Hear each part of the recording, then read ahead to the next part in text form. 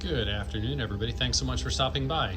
So I have a quick production update here, but then that's leading me into a conversation about our fasteners. So the production update is we had run out of a particular kind of barrel here, one length that is common to our EDC4 and the GSO 5.1. It's really good because we're making more progress than we were expecting, and we ran out of one length, which stopped assembly. Our Swiss screw guy is just a couple of days behind on his schedule, so I learned today that he's got all the parts made, they're heat treated, and they're headed to us. We're having them next day aired here so we can start getting back on assembly tomorrow. So I do apologize for that slight hiccup, but we are moving forward. We're planning months in advance here, so the next big opening he has on his machine, we're gonna spin off tons of fasteners so that we don't run into that issue again. We're making really good progress, so we need to stay ahead on those things to maintain a good production flow. So with that out of the way, I want to talk to you about why we have that delay and what makes our fasteners a bit different. So most companies, they buy things like this in bulk. This is just an off-the-shelf thing I grabbed for an example, but so don't go looking for that as an exact fastener. They're too long, they're for fixtures. But most companies use a forged or stamped fastener. They're generally lower quality. You can see a lot of surface defects in them. The threads aren't as nice. Just because they're stamped really quickly. These take a couple of seconds to make, which, they are what they are. They work good for the money, but I don't think they're the best thing.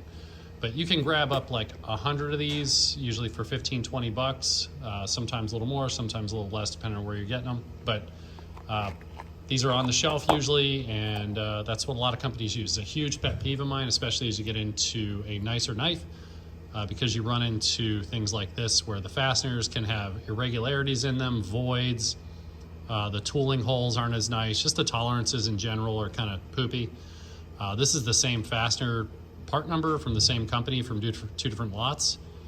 When I do need to have an approach like this, I am super anal retentive about it. We still spin our barrels. A lot of companies also, they do it this way where they have a center barrel and two of these forged fasteners, which I don't really like that approach unless you Loctite one side in at a set depth and then use the other one for adjustment. This I just think is kind of hairy. A lot of companies use aluminum standoffs too, which is really a red flag for me. No judgment to anybody that's doing it, I just don't prefer that as a knife customer. So as a manufacturer now, I will not do that.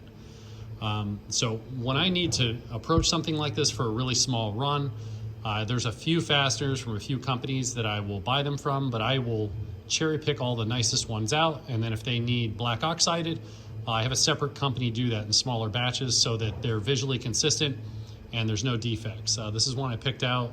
I will absolutely go through and 100% my parts and pick out anything that has a stamp mark or anything in it that just looks irregular and detracts your eye from the overall quality of the tool that I'm putting this style of fastener in.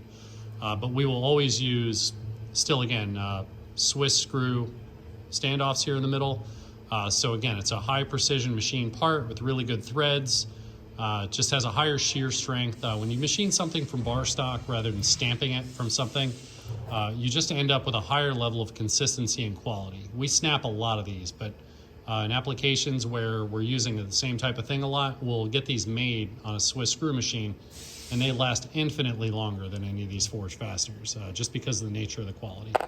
So looking at how these are made, Survive fasteners Survive fasteners all start out as a piece of precision ground bar stock.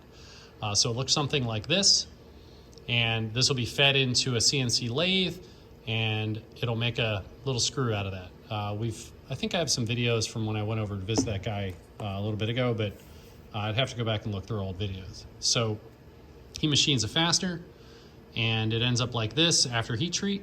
So they'll come off the lathe and then they'll go in an oven. These are 17.4 P8s. It's a really high strength stainless alloy. It's very, very applicable for there, just to provide really good shear strength. The heads aren't gonna pop off, nothing like that under hard use. It's important to me to have a really good fastener to hold your assembly together, just so you don't have any failures by that mode either. So when these are machined and heat treated, they're sent to us and arrive like this. Through a few steps, we make them like this then. So we'll do some surface prep here, and then we'll come back and do some focused surface prep on the face just to dial everything in and make sure it's beautiful. I'll bring that in for you here. But then you end up with this really pretty feature in here that is still a T25. We just did it a really creative way just to be more visually interesting. And we did that with a series of ball end mills there. So thanks TJ for helping me out with that. So that's where we end up with, and then we have a barrel and a screw portion for each one of these. But where these are cents, these are dollars. These are $2+ a piece for each of these barrels to be precision machined down. So you're in that about, $7 or $8 on the barrel side, and then about $1 a piece for each of the screws. So right there, you have a huge amount of money in this knife just in hard cost. When you start adding up the little things about our knives, you start understanding what a tremendous value these are. But right now I'm going to make 22081 internet famous today. This is an LMAX EDC4 full flat. It's not the best light over here, but I think it's doing the job. And then we've got this micro textured 3-color camo G10 handle here. It's phenomenal, but you can see how nice those fasteners look in there.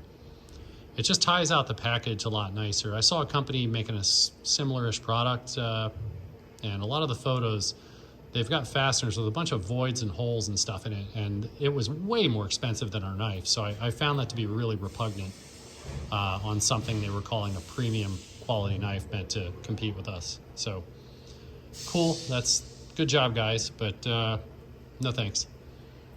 But yeah, just taking a look at this, aside from my palm sweat there, these are coming out so nice and just razor sharp out of the box here. The M390, the LMAX here, the K890, they're just all tremendous looking. So anyway, I'm gonna get back to work and stop putting sweat prints all over this knife, but 22081, this is going in the mail here, so let me know what you think of it, and hope you keep this knife's ego in check now that it's famous. So anyway, I'm gonna get back to work, but you guys have a great day and stop back soon. We'll have more updates. And if you wanna know anything else about our knives and some of the things that make them different, just reach out, send me a message, DM, whatever, and I'll make a video about it. But hopefully you learned a little bit about our fasteners and just one of those many little things that sets us apart from other companies. Have a great day, and we'll talk to you again soon.